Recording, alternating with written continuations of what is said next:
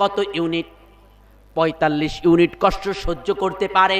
সেইখানে সন্তান জন্ম দেওয়ার সময় একজন মায়ের 57 ইউনিট কষ্ট হয়। কত ইউনিট? 57 ইউনিট। অর্থাৎ 45 থেকে 57 পর্যন্ত 12 ইউনিট বেশি কষ্ট সহ্য করতে হয়। এই পরিমাণ কষ্ট কোন পুরুষের যদি হতো, ওই পুরুষের জন্য বেঁচে থাকা সম্ভব ছিল না। আমার মায়েরা সেই অমানুষিক কষ্ট করেন, যে কারণে কখনো কখনো দেখি মায়েদের নিজেদের জীবন চলে যায়। কথা বলেন ঠিক কিনা? প্রিয় ভাইরা, আর একটা কষ্ট বিশেষভাবে মায়ের করতে হয়, সেটি হলো সন্তানকে দুধ পান করানোর কষ্ট। শুধুমাত্র সন্তান দুধ খায় তা না, বহুবার দুধে সন্তান কামড়ও দেয়। কথা বলেন ঠিক কিনা? দুধের উপরে কামড়ও দেয়। রাত বিরাত, দিন নাই রাত নাই, রাত 12টা 1টা 2টা 3টা আমার পুরুষ ভাইয়েরা ঘুমে অচেতন থাকেন, কিন্তু সেই সময়ে আমার মায়েদের ঠিকই সন্তানদের জেগে জেগে দুধ পান করাতে হয়। আল্লাহ তাআলা এই জন্য বলেছেন কোরআনে কারিমের 31 নম্বর সূরা লোকমানের 14 নম্বর আয়াতে কারিমায় আল্লাহ তাআলা বলেন, হামালাতুহু উম্মুহু ওয়াহানান আলা ওয়াহানিন ওয়া ফিসালুহু ফি আমাইনি আনিশকুরলি ওয়া লিওয়ালিদাইকা ইলাইয়াল মাসির। আল্লাহু আকবার। হামালাতুহু উম্মুহু ওয়াহানান আলা ওয়াহানিন, মা কষ্টের পর কষ্ট করে তোমাকে গর্ভে ধারণ করেছেন। আর দুধ ছাড়ানোর 2 বছরের কষ্ট করেছেন। আল্লাহ তাআলা বলছেন, আনিশ কুরলি, আমি আল্লাহ ঘোষণা দিয়েছে কৃতজ্ঞতা প্রকাশ করো আমি আল্লাহর, ওয়ালি দাইকা, আর তোমার পিতামাতার, ইলাইয়াল মাসির, আর শুনে রাখো আমার কাছে তোমার অবশ্যই আসতে হবে। দুনিয়ার এই জীবনে যদি তুমি তোমার পিতামাতার কৃতজ্ঞতা প্রকাশ না করো, পিতামাতার নাফরমানি করো, পিতামাতাকে ধোঁকা দাও, পিতামাতার সাথে দুর্ব্যবহার করো, নিজের থেকে পিতামাতাকে প্রাধান্য না দাও, আমি আল্লাহ বলছি মরা তোমার লাগবেই, আমার কাছে ফিরে আসা লাগবে। এই কথাটা মনে রেখো। যদি ঠিকমতো দায়িত্ব পালন না করো, আমি আল্লাহ আমার কাছে আসার পরে তোমার দায়িত্ব পালন করেছো কিনা তার জবাবদিহিতা নিব। সেদিন আমি আল্লাহ তোমার শাস্তির ব্যবস্থা করে দেব।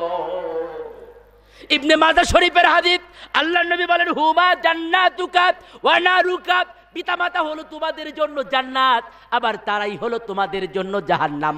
এর মানে হলো যেই সন্তানের উপরে পিতামাতা খুশি হয়ে যায়, ওই সন্তানের জন্য জান্নাত অপরিহার্য হয়ে যায়।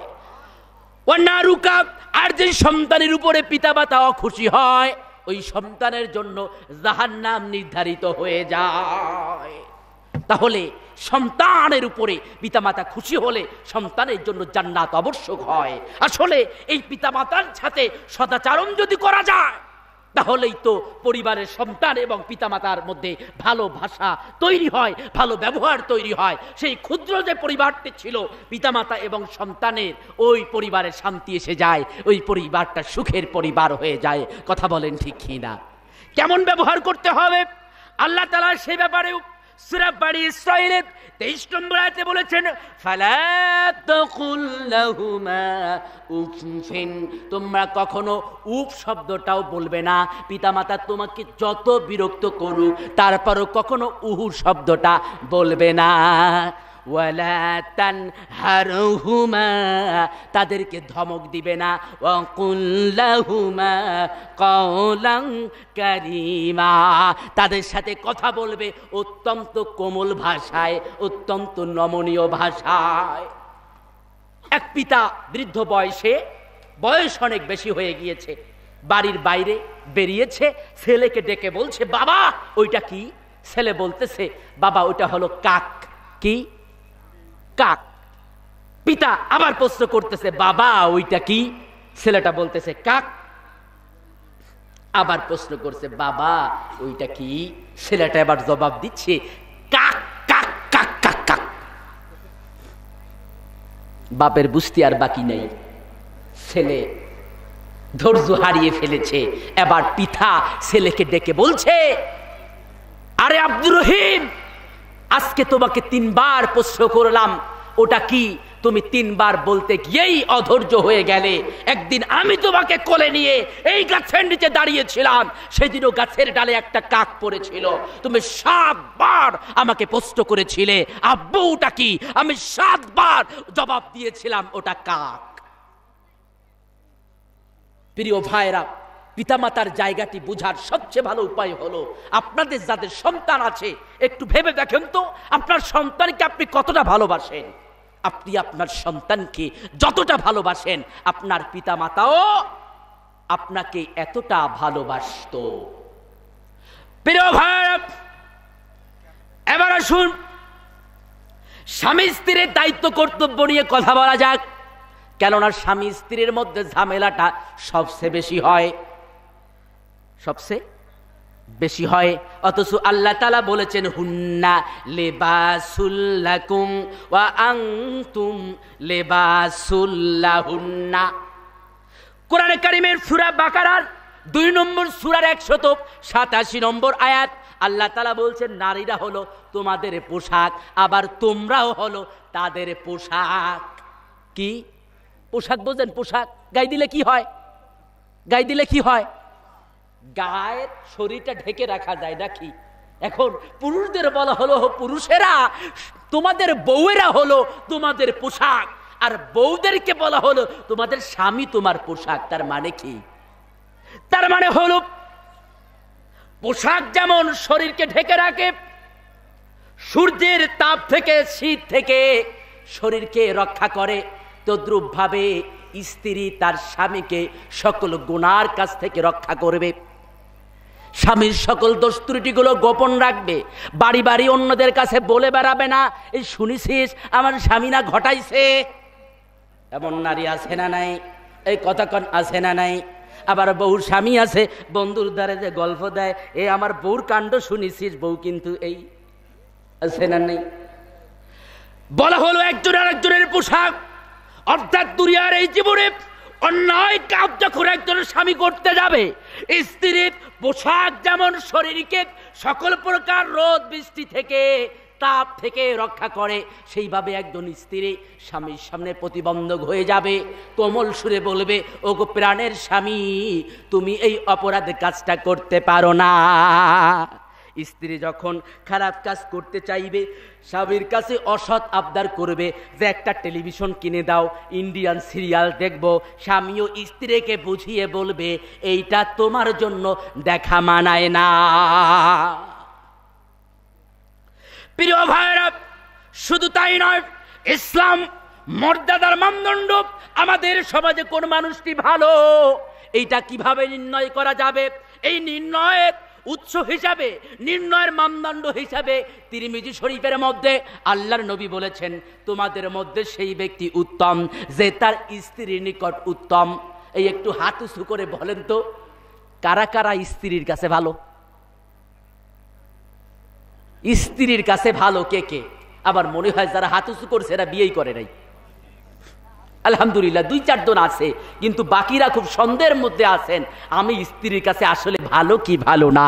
কেননা স্ত্রীর এই সার্টিফিকেটের প্রয়োজনীয়তা কি? আপনি বাইরে বিরাট সুফি, কিন্তু ঘরের মধ্যে নামাজ পড়েন না, জানে কে? কথা কন।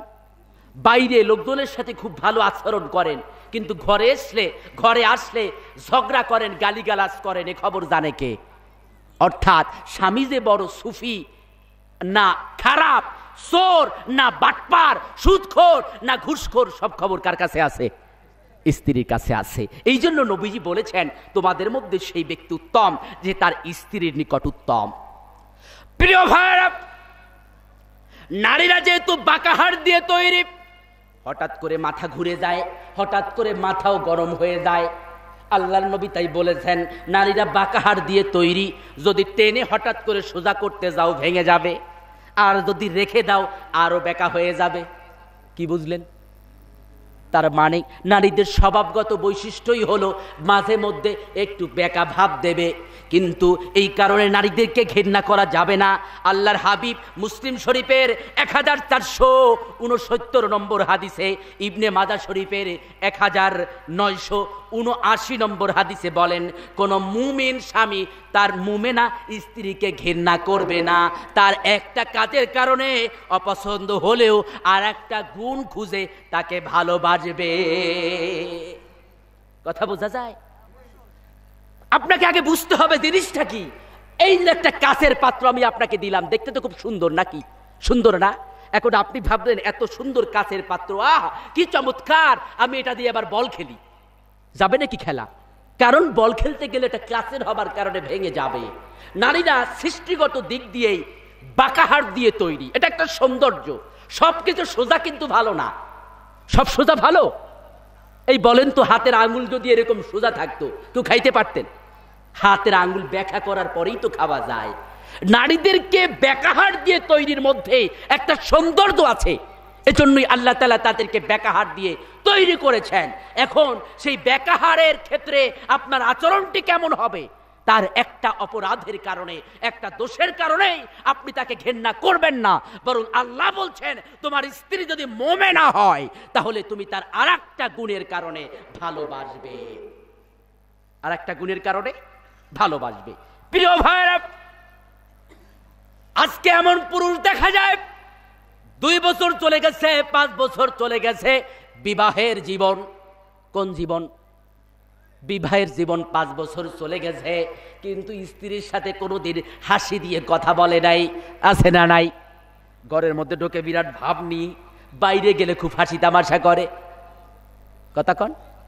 এমন আচরণ যে পুরুষ করে, হঠাৎ করে ওই পুরুষের স্ত্রীকে তার দেবর ডাক দিয়ে কয়, ভাবি আপনারে আজিরা না লাগতিছে। তখনই কাম হয়ে গেল। বোঝেন কিনা? পাশের বাড়ির একজন দেহে বলল, ভাবি আপনারে জোশ লাগতেছে। বলে কি বলে না? স্বামী কোনোদিন প্রশংসা করে নাই, ওই স্ত্রী কোনোদিন প্রশংসা শোনে নাই। এবার যখন দেবরের কাছে প্রশংসা শুনলো তখন তার মনটা গলে যায়। কেননা স্ত্রীদের, নারীদের স্বভাবগত বৈশিষ্ট্য হলো প্রশংসা শুনতে ভালো লাগে, প্রশংসা শুনতে ভালো লাগে, এটাই তাদের বৈশিষ্ট্য।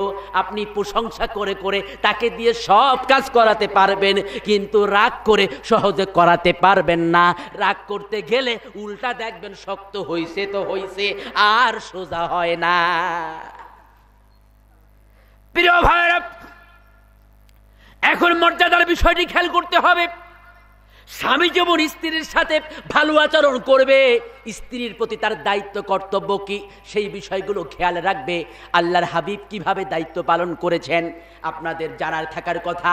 একদিন মা আয়েশা সিদ্দিকাকে আল্লাহর নবী ভোর রাতে বললেন, আয়েশা চলো, মদিনায় এই মুহূর্তে কোনো মানুষ ঘুম থেকে ওঠে নাই, আমি আর তুমি আজকে মদিনার রাস্তায় একটা দৌড় প্রতিযোগিতা করব।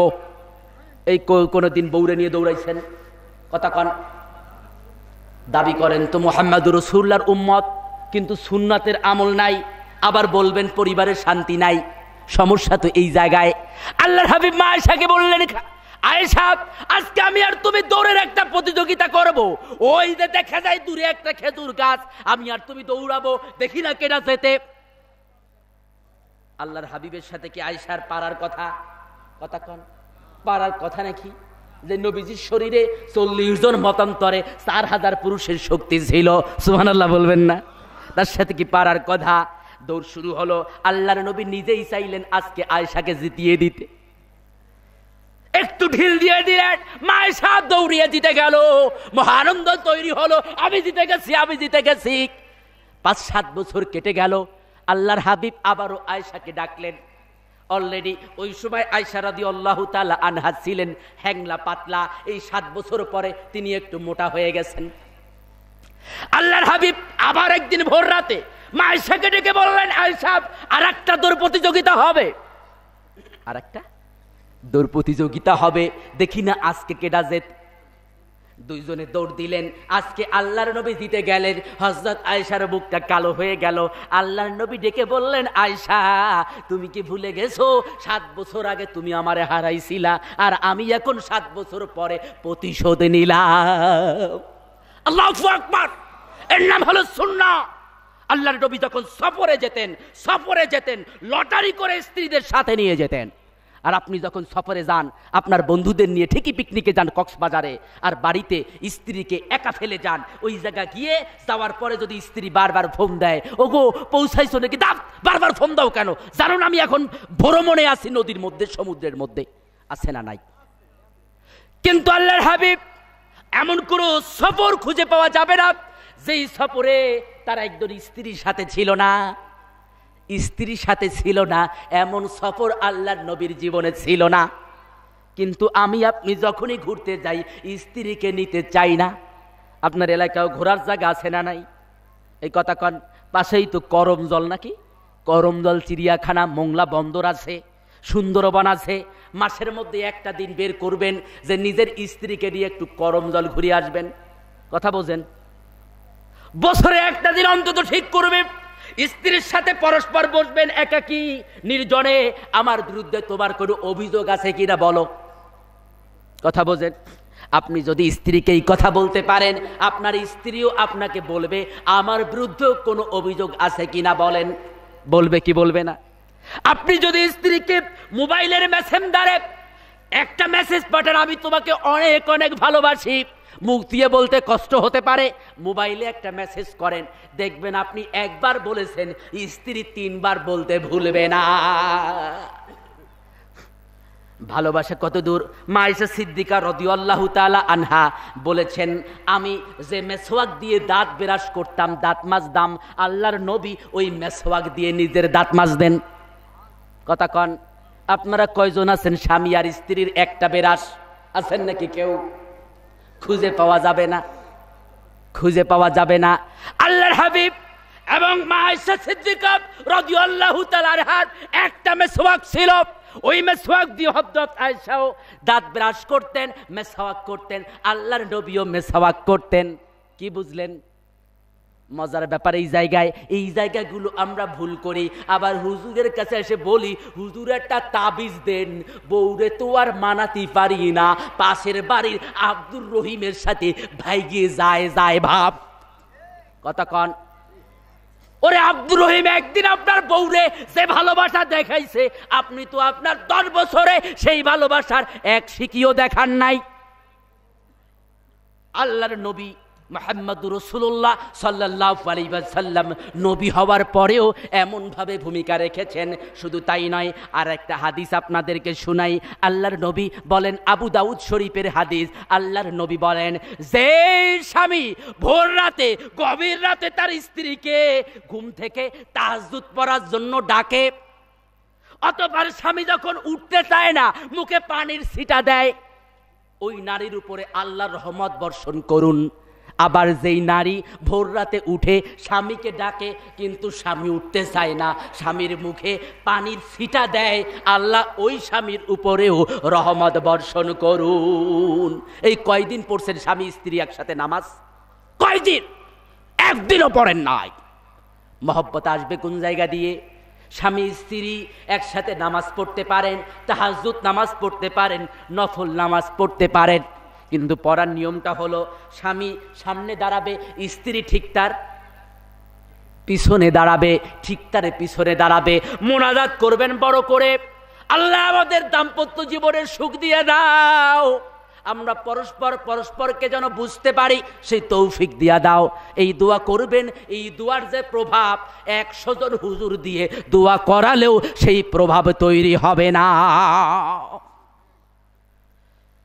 প্রিয় ভাইরা, আরেকটা বিষয় স্মরণ করিয়ে দিই। আল্লাহর হাবিব যখন মারা যান, কিভাবে মারা গেছিলেন মনে পড়ে? মা আয়েশা সিদ্দিকার পায়ের উপরে আল্লাহর নবীজির মাথা ছিল। আপনারা কয়দিন নিজের স্ত্রীর পায়ের উপরে মাথা দিয়ে শুইছেন? তাও খুঁজে পাওয়া যাবে না। বাসায় গেলেই তো ভয়ঙ্কর রাগ, চোখে গরম গরম বাইরে দিয়ে খাইয়াইছেন বিড়ি, তাই আপনার সিঁড়ি হলো একেবারে বান্দরের মতো, মুখ দুইটা ঢুকে গেছে এইরকম, মুখ দিয়ে বিশ্রী গন্ধ আসে। অথচ গন্ধ যদি থাকে আর কোনো স্ত্রী যদি কাজীর কাছে আবেদন করে স্বামীর কাছে তালাক চাই, ইসলামের নিয়ম হলো তখন কাজী স্বামীকে ডেকে বলবে স্ত্রীকে তালাক দিয়ে দাও, কেননা মুখে গন্ধওয়ালা স্বামীর কাজ সংসার করা কোনো স্ত্রীর জন্য জরুরি না। কি বুঝলেন? আল্লাহ নবীর কাছে একজন মহিলা সাহাবা এসেছেন, ইয়া রাসূলুল্লাহ আমার তো অমুক ব্যক্তির সাথে বিয়ে হয়েছিল। আল্লাহ নবী বললেন জানি, কি সমস্যা? ইয়া রাসূলুল্লাহ আমি চাই সে যেন আমারে তালাক দিয়ে দেয়, সেজন্য আমারে তালাক দিয়ে দেয়। আল্লাহ নবী বললেন সমস্যা কি? ওই মহিলা সাহাবা বলছেন তার মুখ দিয়ে গন্ধ আসে, মুখ দিয়ে গন্ধ আসে। আল্লাহর নবী ওই পুরুষ সাহাবাকে ডেকে বললেন এটা কিন্তু বিড়ি খাওয়ার গন্ধ না, এমনি গন্ধ। পুরুষ সাহাবাকে ডেকে বললেন তুমি তোমার স্ত্রীকে তালাক দিয়ে দাও। পুরুষ সাহাবা তালাক দিয়ে দিল। এর মানে হলো কোনো স্বামী মুখে বিড়ি সিগারেটের গন্ধ নিয়ে স্ত্রীর কাছে যাওয়া উচিত নয়। কিন্তু আপনারা যারা বিড়ি খান বলেন তো স্ত্রীর কথা চিন্তা করে কে কে যাবার আগে সুন্দর করে মুখে গন্ধ মেখে গেছেন? হয়েছে এমনটা? হয়নি। কিন্তু আপনার এই গন্ধটি কিন্তু আপনি ডিভোর্স পাওয়ার উপযুক্ত কাজ করলেন। প্রিয় ভাইরা, তাহলে মানবতার মহান শিক্ষক মুহাম্মদ সাল্লাল্লাহু আলাইহি ওয়াসাল্লাম যার ক্ষেত্রে আল্লাহ তাআলা বলেছেন লাকাদ কানা লাকুম ফি রাসূলিল্লাহি উসওয়াতুন হাসানা, তোমাদের জন্য নবীজির জীবনেই রয়েছে সর্বোত্তম আদর্শ। সেই নবী স্ত্রীকে যেভাবে ভালোবেসেছেন আমরাও যদি সেভাবে ভালোবাসতে পারি আমাদের পরিবারেও শান্তি আসবে কি আসবে না? ভাইরা আমার, হাদিসের মধ্যে এসেছে আল্লাহ নবীজির ঘরে মাসের পর মাস চুলা জ্বলে নাই। আল্লাহর হাবিব নিজেই পেটের উপরে পাথর বেঁধেছেন, ঘরে কোনো খাবারের ব্যবস্থা ছিল না, তারপরও তাদের মধ্যে কখনো অশান্তি হয় নাই। অশান্তি হয় নাই। হযরত আলী এবং ফাতেমার একটা ঘটনা বলি না, বলবো না, কষ্ট হয়ে যাচ্ছে আপনাদের। হযরত আলী এবং ফাতেমার ঘটনা, ঘরে খাবার নেই কিন্তু হযরত ফাতেমা অসুস্থ হয়ে পড়েছেন। হযরত ফাতেমা খুবই অসুস্থ হয়ে পড়েছেন, প্রচন্ড জ্বর তার, আর জ্বর হলে খাবার খাওয়ানো জরুরি, কথা কন ঠিক কিনা? কিন্তু ঘরে কোনো খাবার নাই। হযরত ফাতেমা হযরত আলীকে ডেকে বললেন প্রাণের স্বামী খাবারের কি করা যায়? আপনি বরং একটা কাজ করুন, আমাদের যে বর্ষাটা আছে বর্ষাটা বাজারে নিয়ে দেখেন কিছুতে বিক্রি করতে পারেন কিনা, অতবার কিছু খাবার নিয়ে আসেন। হযরত আলী বর্ষাটা হাতে নিয়ে বাজারে গেলেন। বাজারে গিয়ে 3 দিরহামে ওই বর্ষাটা বিক্রি করলেন। কি বিক্রি করলেন? বর্ষাটা বিক্রি করলেন। বিক্রি করে একটা বেদানা কিনেছেন। কয়টা? জোরে বলেন কয়টা? একটা বেদানা কিনে বাড়ির দিকে যাবেন, এরই মধ্যে দেখেন মরুভূমির মধ্যে এক মুসাফির পড়ে আছে, একটা লোক পড়ে আছে, তার কোনো হুঁশ নাই। হযরত আলী লোকটার পাশে গেলেন, পাশে গিয়ে দেখলেন যে লোকটার এখনো প্রাণ আছে, নিঃশ্বাস ছাড়ে কিন্তু হুঁশ নাই, কথাবার্তা বলতে পারে না। হযরত আলী কি করবেন চিন্তায় পড়ে গেলেন। বেদানাটা ভেঙে একটু একটু করে ওই লোকটার মুখের মধ্যে রস দিতে লাগলেন। এভাবে রস দিতে দিতে গোটা বেদানা যখন শেষ হয়ে গেল লোকটা এবার চোখ মেলল। কি বুঝেছেন ব্যাপারটা? ঘরে খাবার নাই, স্ত্রী অসুস্থ, 3 দিন ধরে জ্বর, একটা মাত্র বর্ষা ছিল তাই বিক্রি করে 3 দিরহাম পেয়ে একটা বেদানা কিনে স্ত্রীর জন্য নিয়ে যাচ্ছেন। এরই মধ্যে দেখলেন পথে ভিক্ষুক মুসাফির, বেদানার সবটুক রস্তারে দেওয়া হয়ে গেছে, আছে কিছু। এবার বাড়ি গেলে মুগুর খাওয়ার কথা না, কথা কন? স্ত্রী আমাদের যেমন তাতে বিপদ হবারই কথা। হযরত আলী এবার শূন্য হাতে ঘরে ফিরিলেন। হযরত ফাতেমা তাকিয়ে দেখলেন হযরত আলীর হাতে কিছুই নেই। বললেন কি ঘটনা? হযরত আলী ঘটনা খুলে বললেন যে তোমার জন্য যে বেদানাটা কিনেছিলাম পথে দেখলাম একটা লোক মরে মরে, আমি তাকে দিয়ে এসেছি। হযরত ফাতেমা হযরত আলীকে ধন্যবাদ জানালেন, আপনি উপযুক্ত কাজ করেছেন, কেননা আমি এখনো বেঁচে আছি আর ওই লোকটা তো মারা যাচ্ছিল। প্রিয় ভাইয়েরা, এই কথা বলতে দেরি তো আসমানের ফয়সালা হতে দেরি নয়। নবীজির কাছে হযরত জিবরাইল চলে এসেছেন। কে? জিবরাইল বেদানা নিয়ে হাজির। কি নিয়ে? বেদানা নিয়ে হাজির।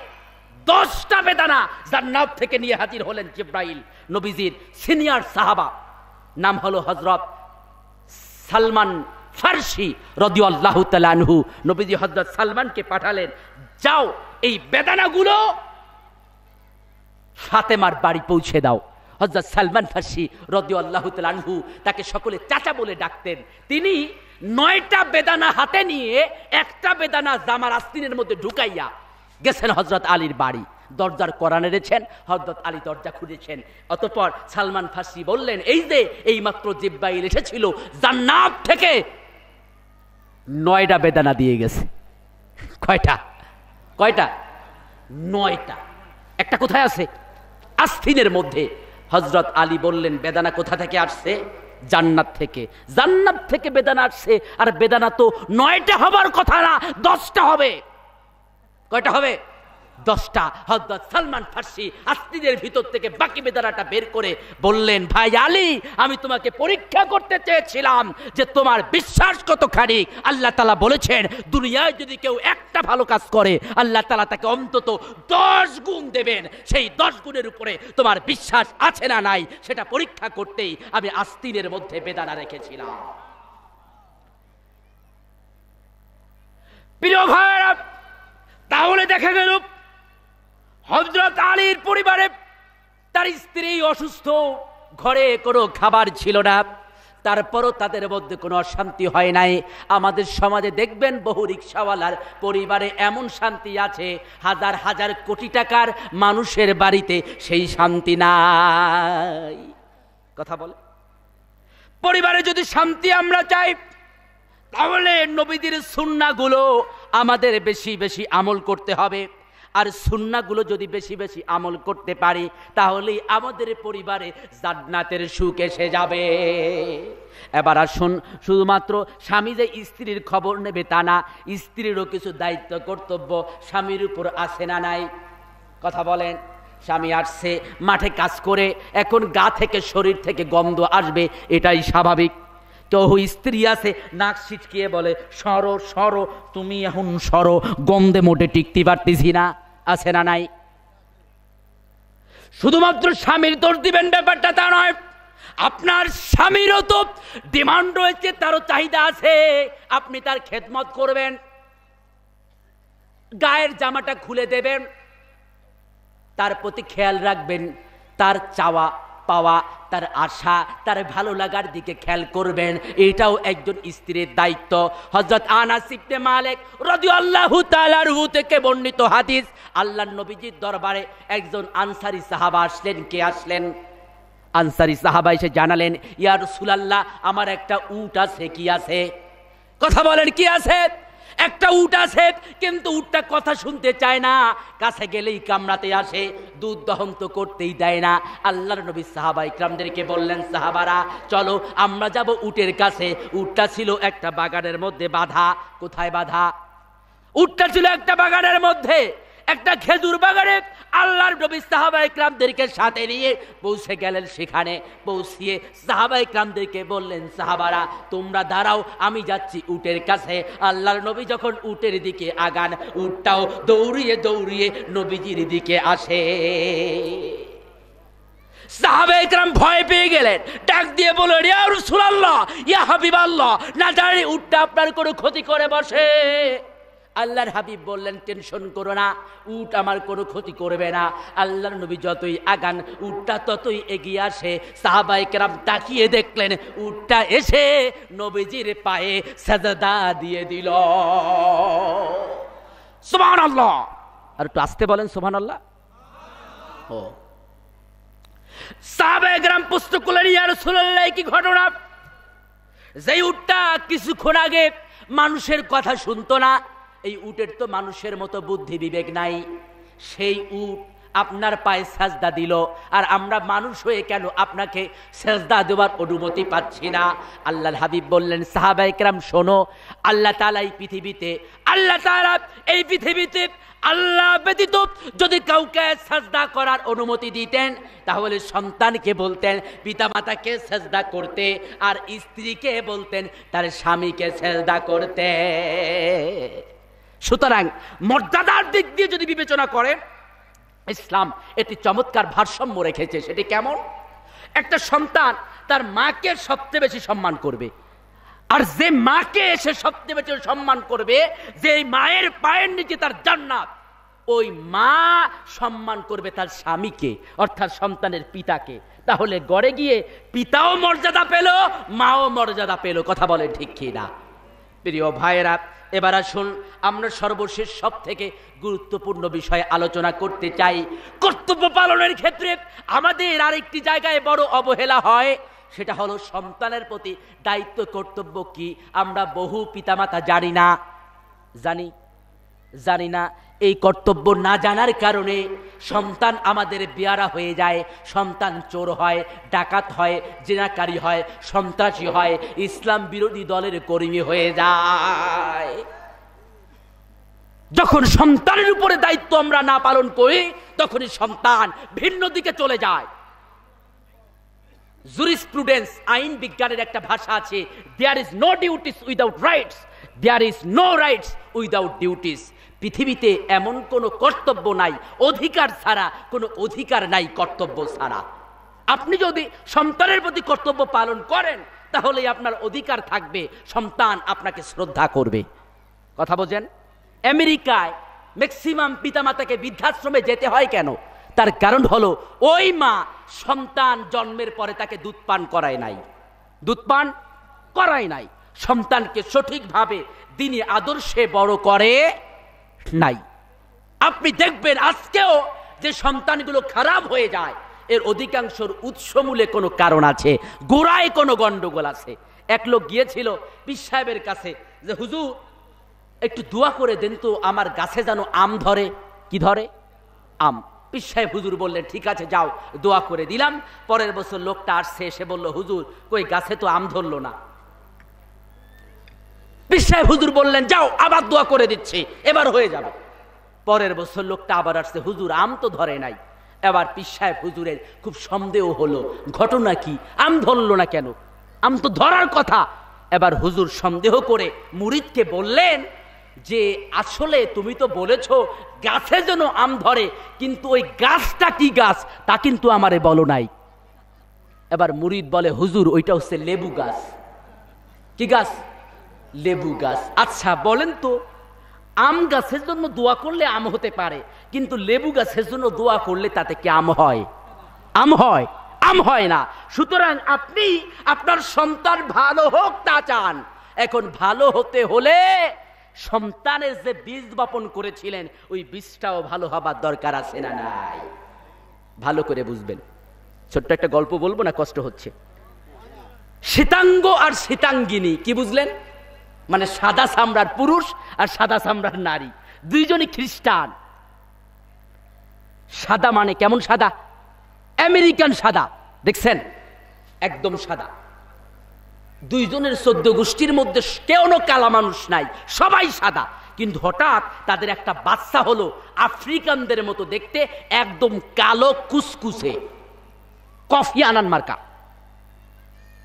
এখন স্বামীর খুব সন্দেহ হলো, স্ত্রীকে ডেকে বলল সমস্যা হয়ে গেছে, আমার 14 গোষ্ঠীর মধ্যে কোনো কালো মানুষ নাই, তোমার 14 গোষ্ঠীর মধ্যে কোনো কালো মানুষ নাই, কিন্তু বাচ্চাটা এমন আলকাত্রার মতো কালো হইল কেমনে? তুমি অবশ্যই কারোর সাথে কিছু করেছ।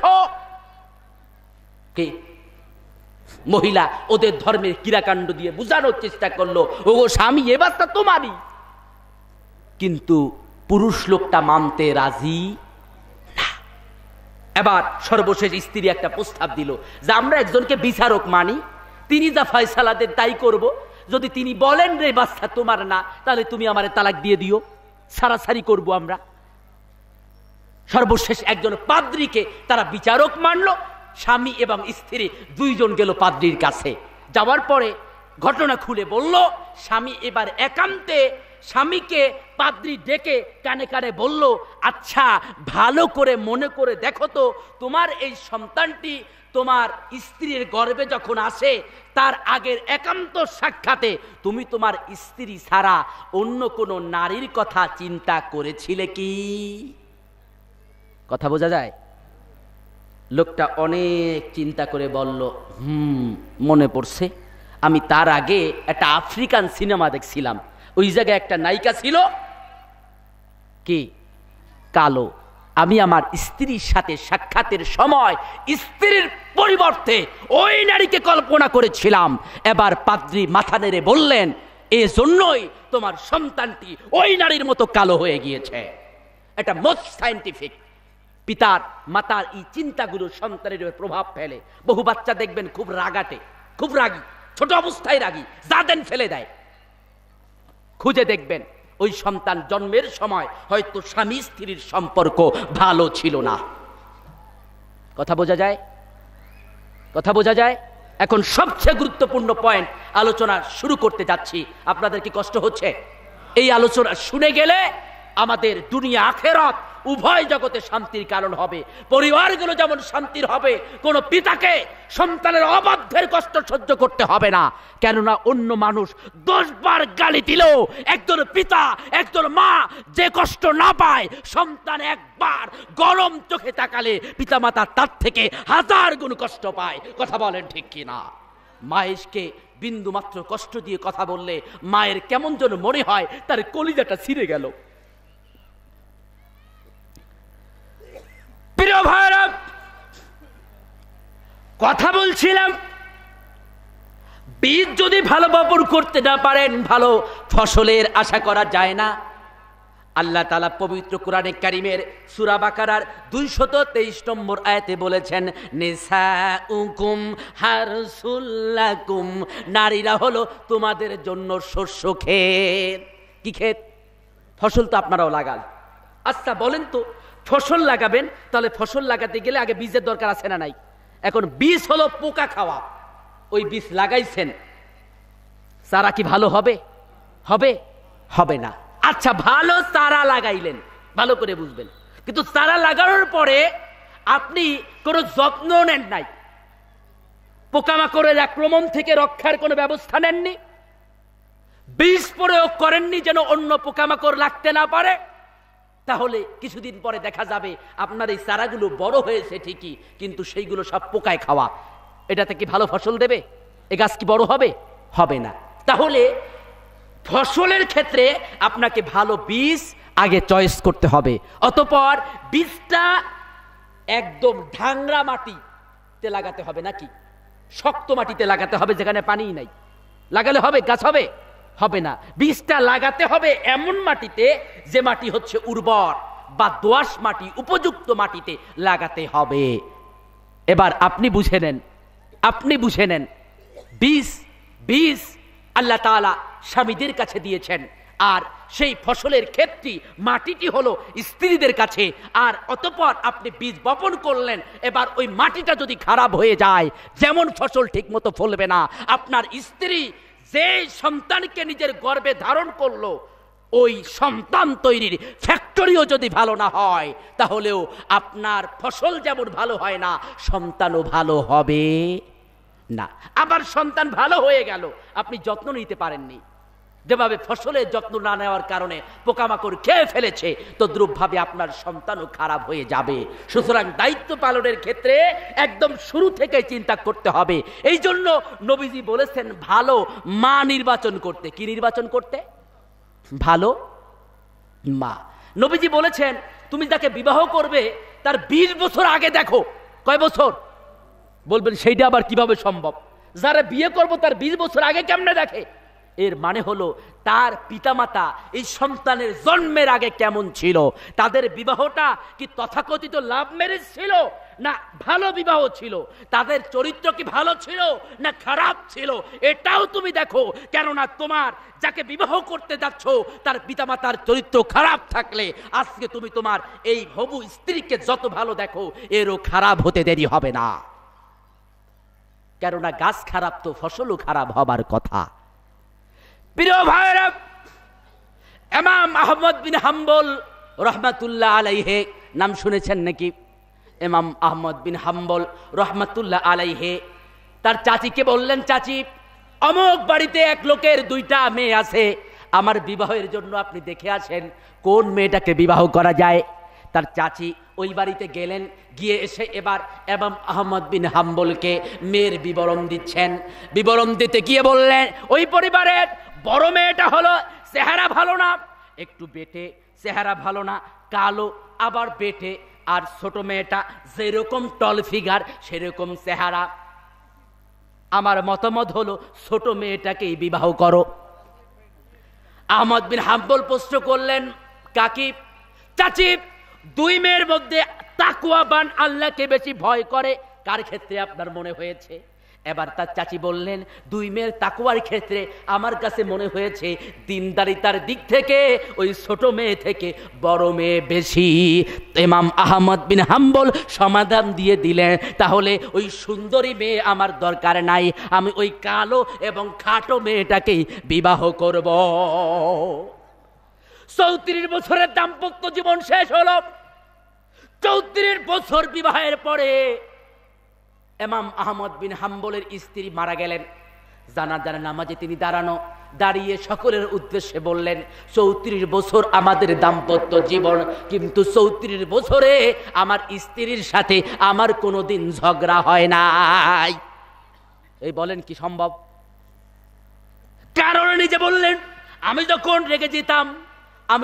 রেগে যেতাম আমার স্ত্রী চুপ করে থাকতো, আর আমার স্ত্রী যদি কখনো মন খারাপ করত আমিও চুপ করে থাকতাম। এভাবে আমাদের মধ্যে কখনো ঝগড়া হয় নাই। মন্ত্র পাওয়া গেল, স্ত্রী রেগে গেলে আপনিও রাখবেন না, চুপ।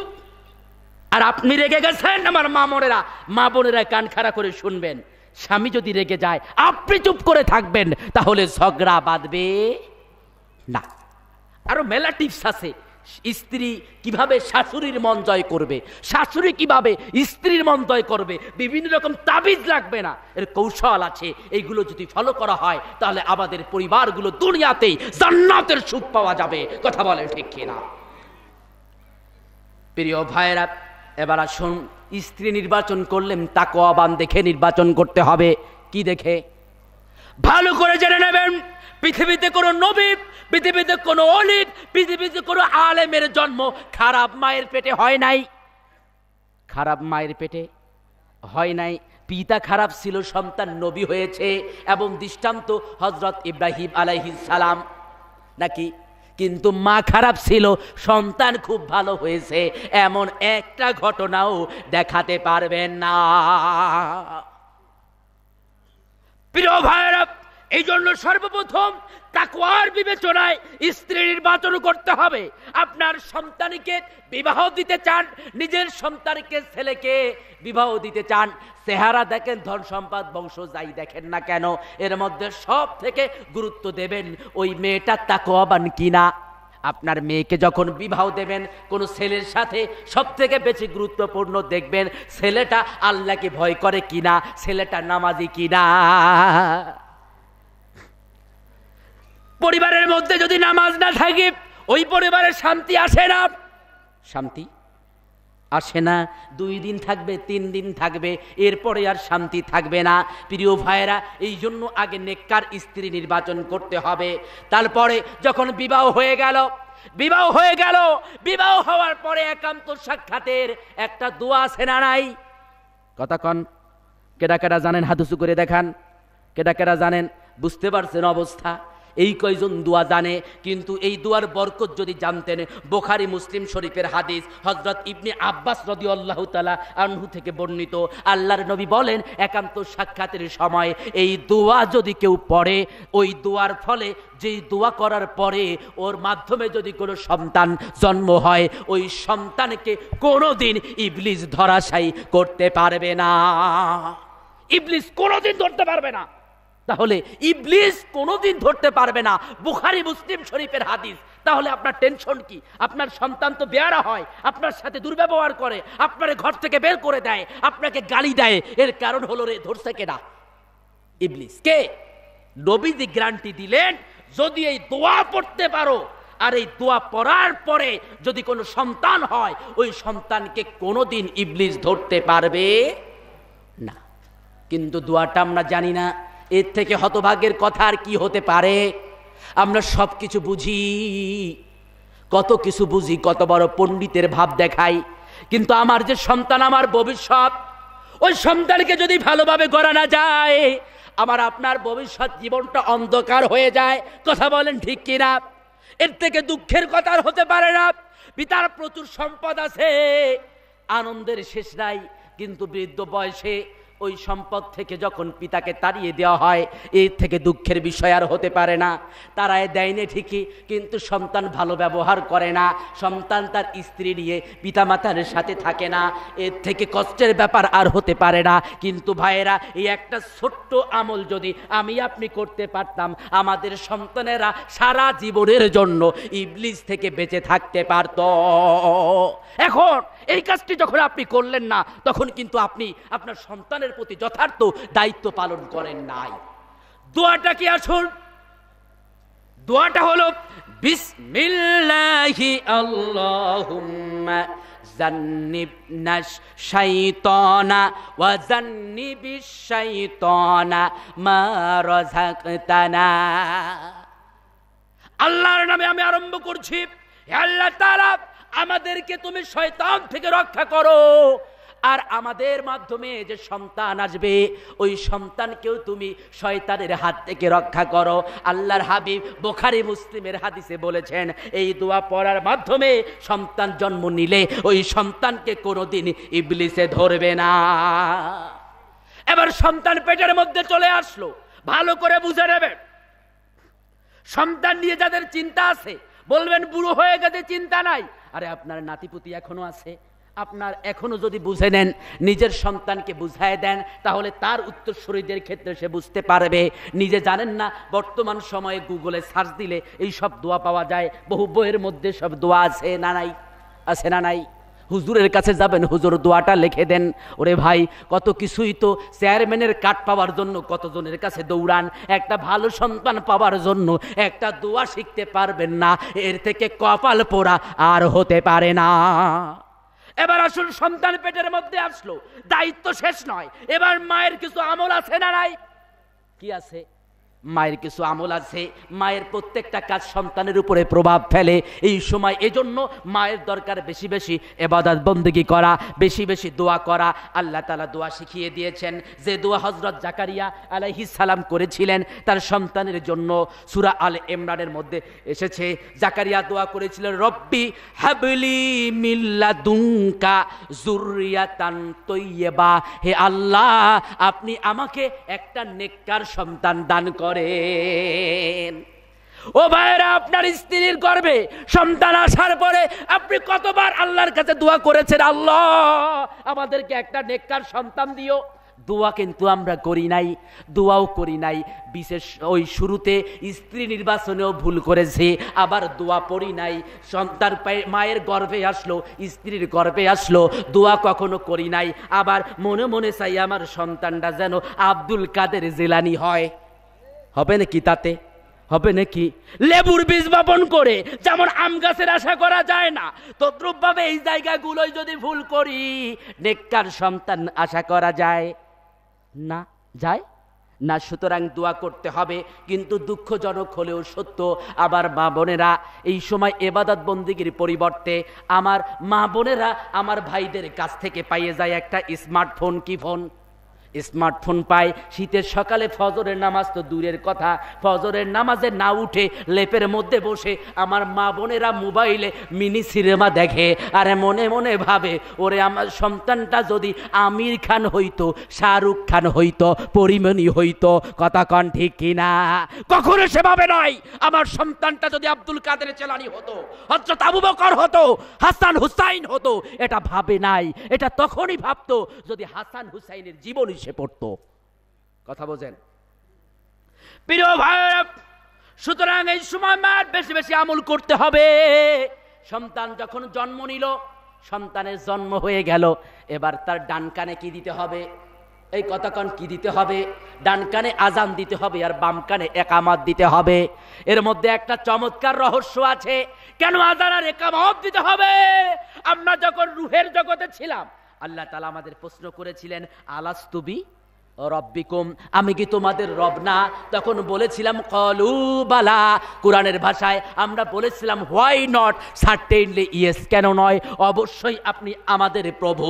প্রিয় ভাইরা, রুহের জগতে আমরা আল্লাহকে রব বলে স্বীকার করে আসলাম, আর রুহের জগৎ থেকে মায়ের গর্ভ হয়ে যখন পৃথিবীতে আসলাম, আসার সাথে সাথে যখন ছোট্ট সন্তান জন্ম নেওয়ার সাথে সাথে তার কানের মধ্যে আল্লাহর বরত্বের ঘোষণা দেওয়া হলো, একামত আর আজান দেওয়া হলো, ওই রুহের জগতের সাথে দুনিয়ার জীবনের কানেকশন হয়ে যায়। সুবহানাল্লাহ বলবেন না? এই জন্য খ্রিস্টানরা গবেষণা করে দেখেছে, যেই সন্তানের জন্মের পরে প্রথম শব্দ আল্লাহর বরত্ব, আজান আর একামত যায়, ওই সন্তান কোনোদিন নাস্তিক হয় না। ওই সন্তান কোনোদিন নাস্তিক হয় না। এই জন্য খ্রিস্টানদের যে ক্লিনিক রয়েছে, আমার দেশেও 2-4টা আছে, এই সব ক্লিনিকে অত্যন্ত কম মূল্যে ডেলিভারির ব্যবস্থা করা হয়, কিন্তু বাচ্চাদের কানে আজান দিতে দেওয়া হয় না, এই বলে যে ছোট্ট বাচ্চার কান পাতলা, কানে আজান দিলে কানের ক্ষতি হবে। আর এই জাতীয় ক্লিনিকে অপেক্ষাকৃত কম শিক্ষিত লোকজনই যায়, তারা ভাবে আরে আমার সোনামণির কান যদি ফেটে যায় কি কথা, থাক দরকার নাই। কিন্তু ঠিকই সোনামণি জাদু গেদু লেদু পেদু সব বলে যায়, কিন্তু কানের মধ্যে আজান আর দেওয়া হয় না। ভাই, এই আজান কি জোরে দেওয়া জরুরি? এমন ভাবে দিলেই চলবে যেন সন্তান শুনতে পায়। আপনি যদি সোনামণি জাদু লেদু গেদু বলতে পারেন, তাহলে আজানটা আপনার দিতে সমস্যা কোথায় ছিল? কিন্তু এই আজানটা যদি মিস করেন, তাহলে আপনার সন্তান নাস্তিক হয়ে যাওয়ার সম্ভাবনা আছে না নাই? রুহের জগতের সাথে আর কানেকশন হলো না। রুহের জগতের সাথে কানেকশন হয়ে গেলে ওই সন্তানটার মনের মধ্যে ঈমানের বীজ বপন হয়ে গেল। এরপরে দীর্ঘদিন সে কিছুই বুঝবে না, ঠিক আছে, কিন্তু রুহের জগতে যেহেতু বুঝতো, দুনিয়ার পেটের মধ্যে থাকা অবস্থায়ও বোঝে, পেটের মধ্যে থাকা অবস্থায়ও বোঝে, কিন্তু পৃথিবীতে আসার পরে ভুলে যাবে ঠিকই, কিন্তু ওই ঈমানের যে স্লোগানটি তার কানের মধ্যে ঢুকেছে বড় হতে থাকবে আর তার মধ্যে প্রতিফলিত হতে থাকবে। সুবহানাল্লাহ। প্রিয় ভাইরা, রাসূল সাল্লাল্লাহু আলাইহি ওয়াসাল্লাম, আবু দাউদ শরীফের হাদিস 5105 নম্বর হাদিস, হযরত হাসান ইবনে আলী রাদিয়াল্লাহু তাআলা আনহু জন্ম নেওয়ার পরে আল্লাহর নবী নিজে তার কানের মধ্যে আজান দিয়েছিলেন। এরপরে আরো দায়িত্বের মধ্যে একটা দায়িত্ব হলো সন্তানকে তাহনিক করাতে হবে। কি করাতে হবে? তাহনিক। তাহনিক বলতে বোঝায় কোনো বুজুর্গ ব্যক্তির কাছে নিয়ে যেতে হবে, নিয়ে তিনি তার মুখে খেজুরের ছোট্ট একটি অংশ ছিঁড়ে ওই বাচ্চার মুখে দেবেন। এর অর্থ হলো ওই বাচ্চার মুখের মধ্যে সর্বপ্রথম একজন ইমানদার, একজন আলেম, একজন ওলির লালা ঢুকে গেল, এটার মধ্যে আল্লাহ তাআলা বরকত দিয়ে দেন। সুবহানাল্লাহ। নবীজির কাছে সাহাবায়ে কেরাম নিয়ে আসতেন সন্তানদেরকে যে তাহনিক করার জন্য। এ ব্যাপারে হাদিস রয়েছে তিরমিজি শরীফের 2839 নম্বর হাদিস পড়ে দেখবেন যে সেখানে মুসলিম শরীফের 1059 নম্বর হাদিস পড়ে দেখবেন সেখানে তাহনিক করার কথা বলা হয়েছে। প্রিয় ভাইরা, এরপরে সুন্দর ও অর্থবহ নাম রাখতে হবে। নাম রাখবেন মিস্টার ডলার, কি মিস্টার পল্টু। নামের আর চাষবালাই নাই, কত রকম নাম, সবাই আধুনিক নাম চায়, আধুনিক নাম। নাম রাখতে রাখতে নাট বল্টু বদনা রাখতে আর কোনোটা বাদ নাই, কতক্ষণ ঠিক কিনা? কিন্তু নামের যে বরকত তা যদি আমরা বুঝতাম, তাহলে আমরা সুন্দর নাম রাখার চেষ্টা করতাম। নামের বরকত খুব সহজে বলে দিই। রাসূল সাল্লাল্লাহু আলাইহি ওয়াসাল্লাম তিরমিজি শরীফের 2839 নম্বর হাদিসে সুন্দর ও অর্থবহ নাম রাখার কথা বলেছেন। কেন? কিতাবুল উসামি মিশকাতের মধ্যে দেখবেন নবীজি অনেকের নাম পরিবর্তন করে দিয়েছেন। কেননা যদি কারো নামটি সুন্দর হয়, নামটি সুন্দর হয়, ওই নাম তার কিয়ামতের ময়দানে নাজাতের ওসিলা হয়ে যেতে পারে। কিয়ামতের ময়দানে যখন আল্লাহ দেখবেন আবার বান্দাকে কোনোভাবে জান্নাতে নেওয়ার কিছু পাওয়া যাচ্ছে না, সর্বশেষ দেখবেন ওর সুন্দর একটা নাম আছে কিনা, ওই নামও তার সেদিন জান্নাতে যাবার কারণ হতে পারে। দ্বিতীয়ত, সুন্দর নামটি কোনো ওলি যদি তাকে ধরে ডাকে, আল্লাহ চাইলে ওই ওলির কথাটা বাস্তবায়ন করে ওই নামের বৈশিষ্ট্যগুলো সন্তানের মধ্যে দিয়ে দিতে পারেন। এজন্য সুন্দর নাম রাখতে হবে। তারপরে আকিকা করতে হবে। কি করতে হবে? আকিকা। আবু দাউদ শরীফ 2838 নম্বর হাদিসে এ বিষয়ে বলা আছে, আকিকা করতে হবে। সন্তানের বয়স যখন 7 মাস 7 দিন হয়ে যাবে, তখন মাথার চুলগুলো কামিয়ে দিতে হবে। চুলগুলো ওজন করতে হবে নিক্তিতে। কোথায়? পালায় ওজন করলে তো মাপতে পারবেন না। নিক্তি মানে সোনা রূপা মাপেন যা দিয়ে, নিক্তিতে ওজন করবেন। ওজন করে সমপরিমাণ রূপা, সমপরিমাণ রূপার যে দাম হয় সেটা গরিবদের মাঝে দান করে দিবেন। আর তার সুন্দর একটি নাম রাখবেন। আর আকিকা করবেন ছেলেদের ক্ষেত্রে দুটো ছাগল বা ভেড়া, আর মেয়েদের ক্ষেত্রে একটা। যদি এর থেকে বেশি কেউ করতে চান করতে পারবেন। নবীজির একজন সাহাবা তার ছেলের জন্ম উপলক্ষে একটা উট কোরবানি করেছিলেন। বেশি করতে পারবেন, কিন্তু সর্বনিম্ন ছেলেদের ক্ষেত্রে 2টা ছাগল বা ভেড়া, আর মেয়েদের ক্ষেত্রে কয়টা? একটা। এটা পিতামাতার দায়িত্ব। কাদের দায়িত্ব? পিতামাতার দায়িত্ব। এই দায়িত্ব পালন করতে হবে যাদের অ্যাবিলিটি আছে। অ্যাবিলিটি না থাকলে ভিন্ন কথা। এটি যদি পালন করেন আপনার সন্তান বিপদ মুক্ত হয়ে যাবে। সুবহানাল্লাহ। প্রিয় ভাইয়েরা, এরপরে দুধ পান করানোর একটা দায়িত্ব আছে না নাই? প্রত্যেক মায়ের দায়িত্ব অন্তত 2 বছর সন্তানকে দুধ পান করানো। কোন মা যদি কারণ ছাড়া 2 বছরের আগে সন্তানকে জোর করে দুধ ছাড়ায় বা দুধ থেকে তাকে বঞ্চিত করে, ওই মাকে কিয়ামতের ময়দানে আসামির কাঠগড়ায় দাঁড়াতে হবে। কথা বোঝা যায়? ভাবেন, আমার মায়েরা ভাবে আরে দুধ আমি খাওয়াইলে খাওয়াবো, না খাওয়াইলে না খাওয়াইবো না। মায়ের দুধে এটা সন্তানের অধিকার। মায়ের পায়ের নিচে জান্নাত বলার পিছনে এটাও একটা কারণ যে মা তাকে দুধ খাইয়েছেন 2 বছর। কয় বছর? প্রিয় ভাইয়েরা, দুধ পান করার ব্যাপারে একটা মজার গল্প বলতে চাই। তুরস্কের বিখ্যাত আলেম, নাম ছিল সৈয়দ বদিউজ্জামান নুরসি। নাম শুনেছেন নাকি? সৈয়দ বদিউজ্জামান নুরসি। বদিউজ্জামান নুরসির মা বলেছেন, আমি যখন আমার বদিউজ্জামানকে দুধ পান করাতাম কখনো অজু না করে দুধ পান করাই নাই। এমনকি আমার যখন নামাজ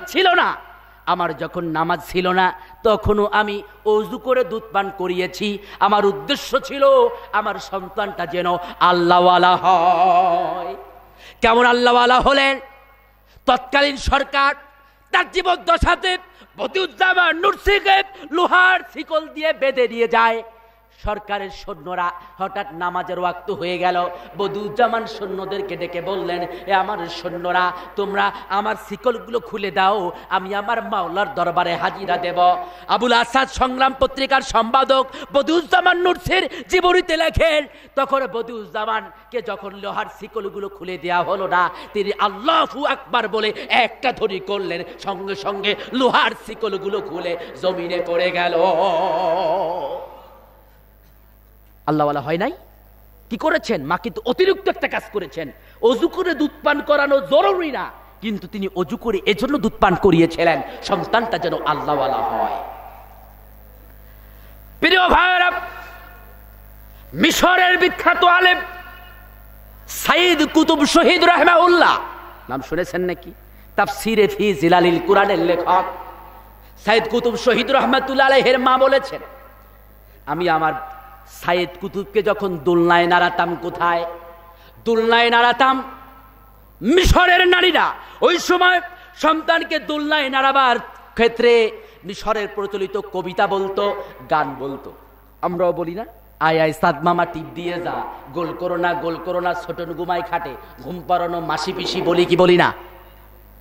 সাইদ কুতুবের মা বলছেন, আমি আমার কুতুবকে যখন দোলনায় নাড়াতাম, মিশরের নারীরাও মিশরে প্রচলিত কবিতা বলতো, গান বলতো, কিন্তু আমি কখনো সাইদ কুতুবকে দোলনায় নাড়াবার সময় কবিতা বলি নাই, গান বলি নাই, বরং আমি যখন তাকে দোলনায় নাড়াতাম জোরে জোরে কোরআন তেলাওয়াত করতাম, এই ইচ্ছায় যে আল্লাহ যেন আমার সন্তানটাকে কোরআনওয়ালা বানাইয়া দেয়।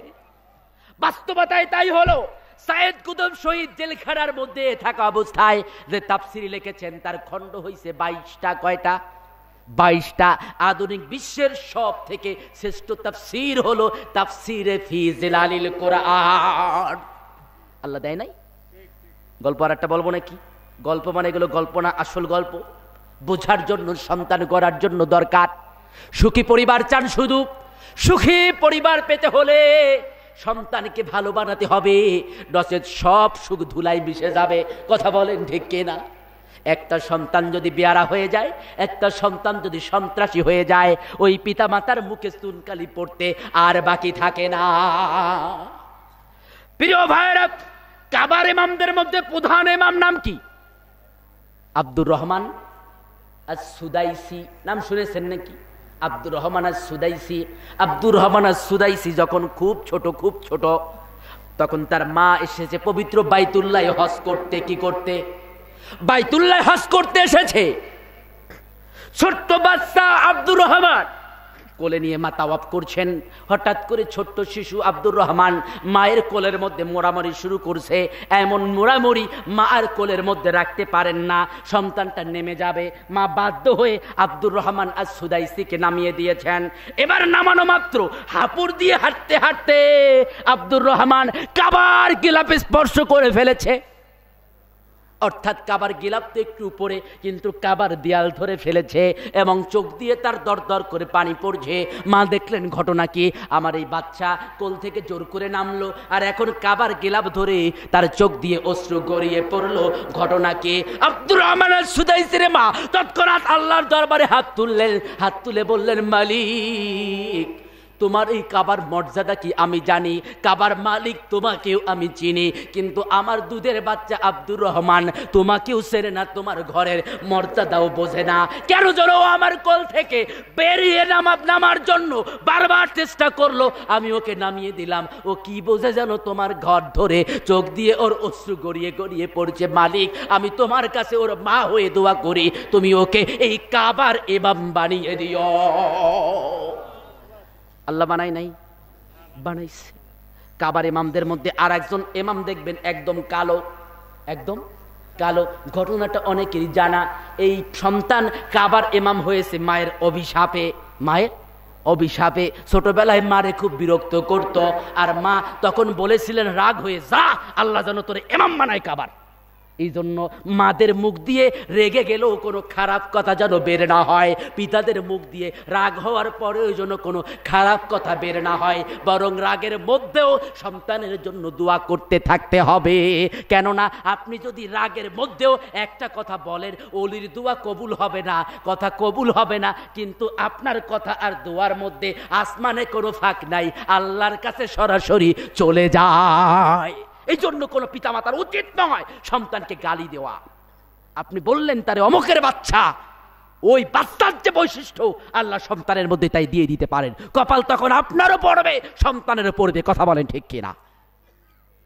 প্রিয় ভাইরা, এবার আসুন, 7 বছর বয়স হয়ে যাবে যখন সন্তানের, 7 বছর বয়স হয়ে যাওয়ার সাথে সাথে সন্তানকে নামাজের জন্য বলতে হবে, রোজার জন্য বলতে হবে, অন্যান্য ইবাদত বন্দেগীর জন্য বলতে হবে। আর 10 বছর হওয়ার পরে সন্তান যদি নামাজ না পড়ে তারে শাস্তি দিতে হবে। এর আগে তাকে কোরআন শিক্ষা দিতে হবে, দ্বীন শিক্ষা দিতে হবে। আব্দুল্লাহ ইবনে আমর রাদিয়াল্লাহু তাআলা আনহু বলেন, তোমাদের উপর কর্তব্য হলো নিজেরা কোরআন শিক্ষা করবে, সন্তানকে কোরআন শিক্ষা দেবে, কেননা এই বিষয়ে তোমাদেরকে জিজ্ঞাসা করা হবে আর এই ব্যাপারে তোমাদের প্রতিদান দেওয়া হবে। সন্তানকে জীবনে অ আ ক খ ABCD পড়ানোর আগে আলিফ বা তা সা শেখানো সব মুসলমানের দায়িত্ব।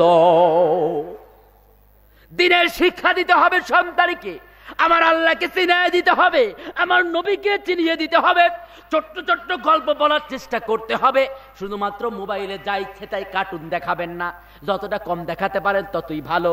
আর যদি দেখাতেই হয়, মোবাইলের মধ্যে এখন অনেক ইসলামিক কার্টুন আছে না নাই, সেই কার্টুনগুলো দেখাবেন, নবীদের কাহিনীগুলো দেখাবেন, মুখে মুখে বলার চেষ্টা করবেন। তাহলে সন্তানের ভালোবাসা তৈরি হবে দ্বীনের উপরে।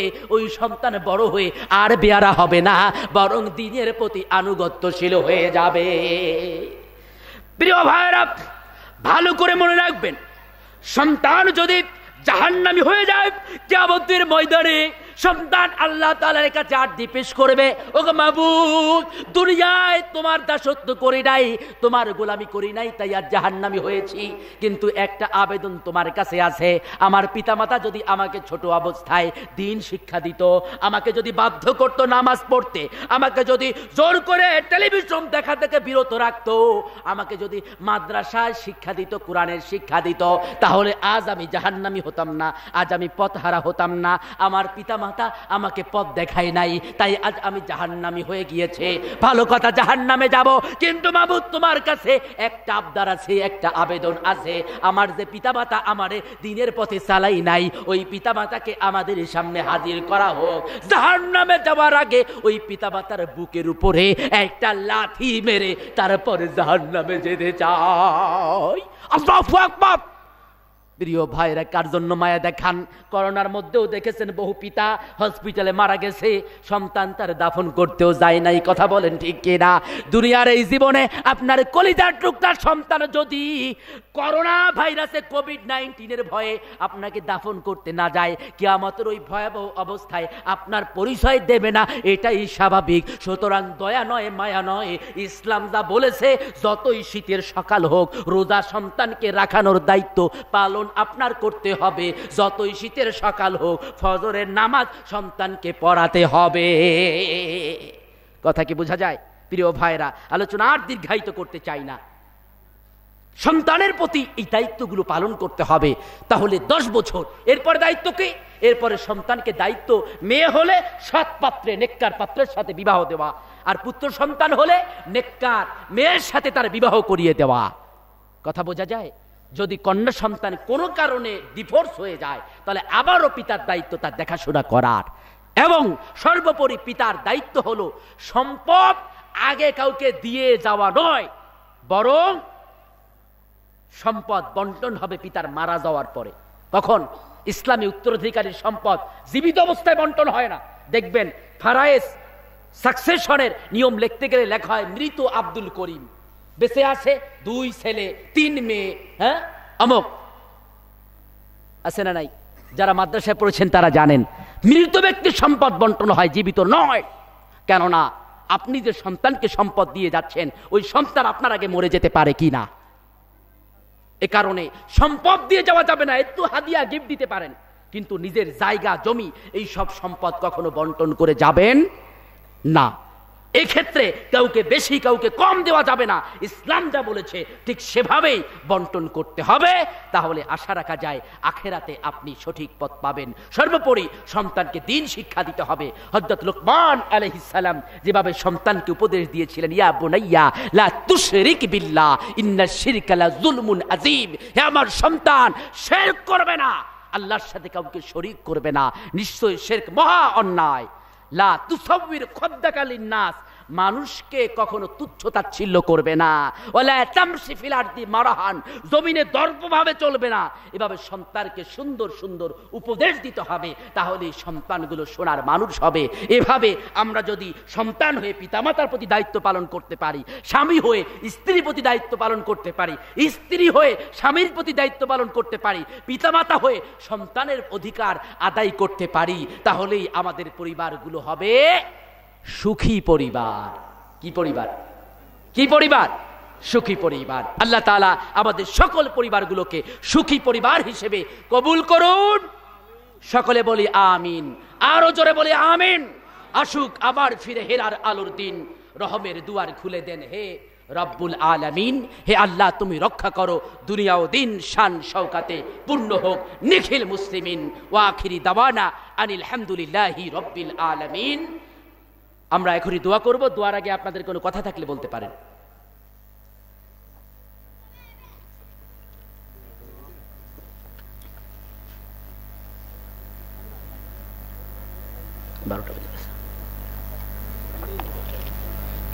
কথা আছে আপনাদের কোনো? মেহরবানি করে উঠবেন না, আমরা এখনই দোয়া করবো ইনশাআল্লাহ।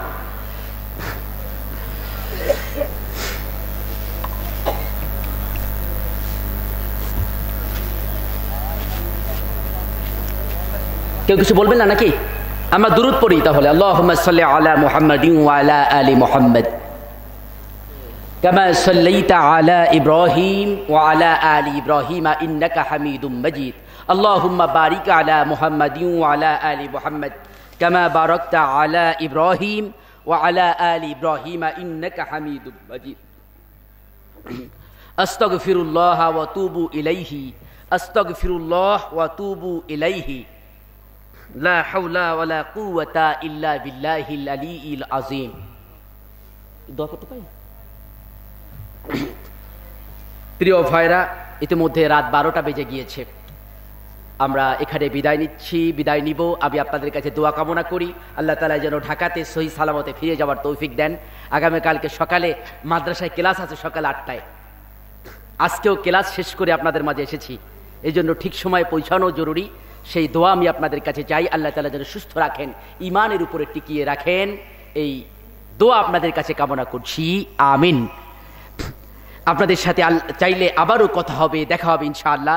বিশেষ করে আমাদের ফখরুদ্দিন ভাই অনেক মেহনত করেছেন ভাইয়ের সাথে যোগাযোগের কারণে, এবং ভাইয়ের সাথে যোগাযোগটি তৈরি হয়েছে আপনাদের আগামীকালকের বিশেষ মেহমান মাওলানা কাজী তাওহিদুল ইসলাম, ইসলাম প্রচার পরিষদের বাগেরহাট জেলার সুযোগ্য সভাপতি। ওনার সাথে সুসম্পর্ক থাকার কারণে আমি যেহেতু কেন্দ্রীয় সভাপতির দায়িত্ব পালন করছি, পৃথিবীর 10 দেশের 1500 আলেমদের সভাপতির দায়িত্ব পালন করছি, সেই জায়গা দিয়েই ভাইয়ের সাথে ভাইয়ের ঘনিষ্ঠতা, সেই ঘনিষ্ঠতা আমার সাথেও এক আত্মার সম্পর্ক তৈরি হয়ে গিয়েছে। সেভাবেই আপনাদের মাঝে আসা। শুরুর দিকে বারবার মাইক বিপর্যস্ত হয়ে যাওয়ার ফলে কিছুটা হলেও কথা বলতে কষ্ট হয়েছে। আপনাদের এখনও হয়তো সাউন্ডটা ওই অর্থে ভালো হয়নি, তারপরও আমরা যারা ধৈর্য ধরে আছেন, আল্লাহ তাআলা আপনাদের সময়টুকুকে কিয়ামতের ময়দানে নাজাতের ওসিলা বানিয়ে দেন। সকলে বলি আমিন, আরও জোরে বলি আমিন, আল্লাহুম্মা আমিন।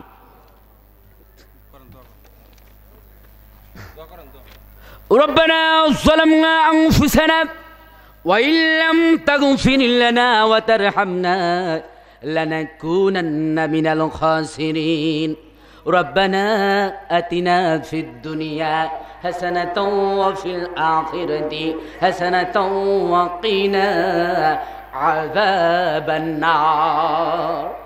আল্লাহ তাআলা বাংলাদেশের ঐতিহ্যবাহী জেলা হযরত খামদান আলী রহমাতুল্লাহ আলাইহির পূর্ণভূমি, যেই জমিনের মাঝে তোমার প্রিয় বান্দা হযরত খানজাহান শুয়ে আছেন, যেই জমিনে, যেই এলাকায় হযরত খানজাহানের অসংখ্য ভালো কাজের নজির আজও বিদ্যমান, সেই বাগেরহাট জেলার অন্তর্গত রামপাল থানাধীন তাফসীরুল কুরআন মাহফিলের দ্বিতীয় দিবসে কোরআনে কারীম থেকে আলোচনা করে কয়েকবার দুরূদ ও সালাম পড়ে তোমার সেই দরবারে হাত তুলে দিয়েছে। মেহেরবানি করে আমাদের আলোচনার মধ্যে যে সওয়াব হয়েছে, সওয়াবটুকু এবং দুরূদ ও সালাম বিশ্ব নবীজির রওজা মোবারকে পৌঁছিয়ে দাও।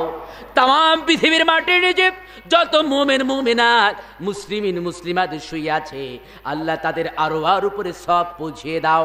আল্লাহ তাআলা বিশেষ করে আমরা যারা হাত তুলে দিয়েছি, আমাদের অনেকের জনম দরদি মা, অনেকের জনম দরদের পিতা পৃথিবী থেকে বিদায় নিয়েছে।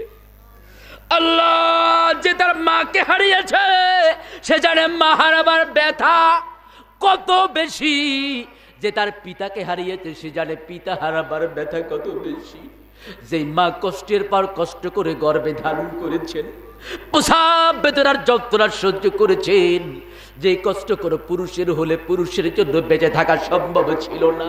আল্লাহ, ওই মায়ের পেটের মধ্যে থাকা অবস্থায় না জানি কতবার লাথি মেরেছি, প্রচন্ড শীতের রাতে প্রসাব পায়খানা করে মায়ের সমগ্র শরীর নষ্ট করে দিয়েছে, ভিজিয়ে দিয়েছি।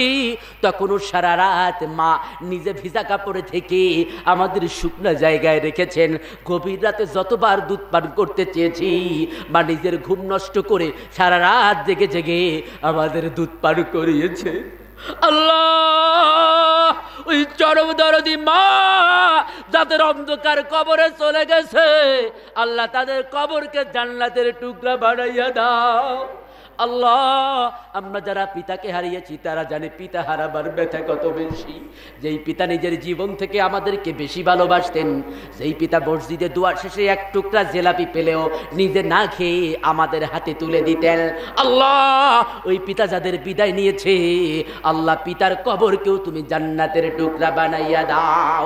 সকলে পরে রব্বির হামহুমা কামা রব্বায়ানি সগীরা, রব্বির হামহুমা কামা রব্বায়ানি সগীরা।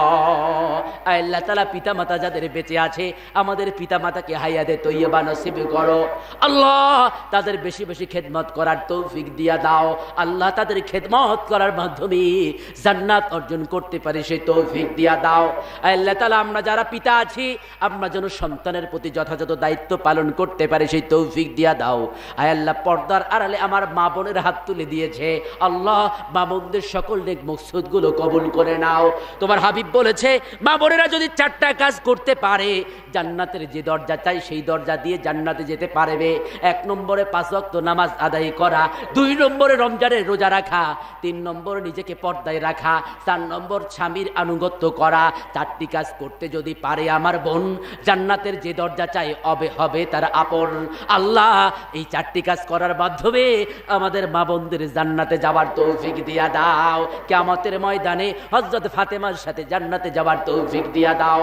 আল্লাহ তাআলা, অনেক যুবক ভাইয়ের অক্লান্ত পরিশ্রম করে এই মাহফিলের আঞ্জাম দিয়েছেন। আল্লাহ, তারা কোরআন বিরোধী কোনো কাজও করতে পারত, তোমাকে ভালোবেসে, তোমার হাবিবকে ভালোবেসে, তোমার কোরআনকে ভালোবেসে কোরআনের মাহফিলের আয়োজন যারা করলো, মানুষের বাড়ি বাড়ি গিয়ে কোরআনের এই আয়োজন সফল করার জন্য যারা অর্থ সংগ্রহ করলো, বিশেষ করে আমার প্রিয় ফখরুদ্দিন ভাই, সোহেল ভাই, আবু সাইদ ভাই, মাসুম ভাই, আবুল হাসান শাহিন ভাই, মশহুর ভাই, রায়হান ভাই, তহিদুল ইসলাম ভাই, জায়েদ বিন হাই, মতলব হাওলাদার, জিহাদ খান, মাহমুদ মুসল্লি, আব্দুর রহিম ভাই, ফয়সাল ভাই সহ, মসজিদে বণিক সমিতির সভাপতি মোহাম্মদ আবু দাউদ শেখ সহ, হাফেজ দিলওয়ার হোসেন ভাই সহ যারা অক্লান্ত পরিশ্রম করে এই মাহফিলের আয়োজন করলেন। আল্লাহ, এই মাহফিলে যারা সহযোগিতা করলো, মাহফিলে অর্থ শ্রম দিয়ে যারা সহযোগিতা করলো, আর তোমার কোরআনকে ভালোবেসে গভীর রাত পর্যন্ত যারা দিনের আলোচনা শুনলো, সকলের জন্য এই মাহফিলকে কিয়ামতের ময়দানে নাজাতের ওসিলা বানাইয়া দিও। আল্লাহ, আমার এই যুবক ভাইদেরকে কিয়ামতের ময়দানে ইমাম হাসান হুসাইনের সাথে জান্নাতে যাওয়ার তৌফিক দিয়া দাও। আল্লাহ, তাদের পরিবারগুলোকে বরকত দিয়ে দাও। প্রিয় ভাইরা, আমাদের মধ্যে আমরা আল্লাহর কাছে দোয়া করি, কার মনের মধ্যে কি বেদনা আছে আল্লাহই ভালো জানে। আল্লাহ, তোমার এই গোলামদের যাদের সমস্যা আছে দূর করে দাও, যার পারিবারিক সমস্যা আছে পরিবারের সমস্যা দূর করে দাও, সামাজিক সমস্যা আছে সামাজিক সমস্যা দূর করে দাও, অর্থনৈতিক সমস্যা আছে অর্থনৈতিক সমস্যা দূর করে দাও, শারীরিক সমস্যা থাকলে শারীরিক সমস্যা দূর করে দাও। আল্লাহ, তোমার কাছে ফরিয়াদ করছি, মাবুদ এলাকার মানুষ বড় ইসলাম প্রিয়, তুমি এই এলাকার মানুষদের রহমতের চাদরে মুড়ে নাও।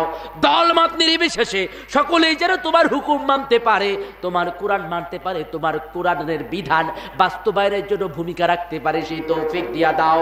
আল্লাহ তাআলা, সকলকে তুমি একামতে দ্বীনের জন্য কবুল ও মঞ্জুর করে নাও। আল্লাহ তাআলা, তোমার কাছে ফরিয়াদ করছি মাবুদ, এই এলাকায় যত কবরবাসী আছে সকল কবরবাসীকে মাফ করে দাও। আল্লাহ, এই মাহফিল কমিটিকে কবুল করে নাও, এই মাহফিলকে কবুল করে নাও। কিয়ামত পর্যন্ত এই মাহফিল জারি রেখো। এই মাহফিলের সাথে সম্পৃক্ত ছিল, তোমার ডাকে সারা দিয়ে অন্ধকার কবরে চলে গেছে, আল্লাহ তাদের জীবনের গুনাহগুলো মাফ করে কবরকে জান্নাতের টুকরা বানাইয়া দাও। আল্লাহ তাআলা, যেই মুহূর্তে তোমার কাছে হাত তুলে দিয়েছি, এই মুহূর্তে বিশ্বব্যাপী মুসলমানেরা বড় নির্যাতিত, বড় লাঞ্ছিত। আল্লাহ, পৃথিবীর মুসলমানদের তুমি হেফাজত করো।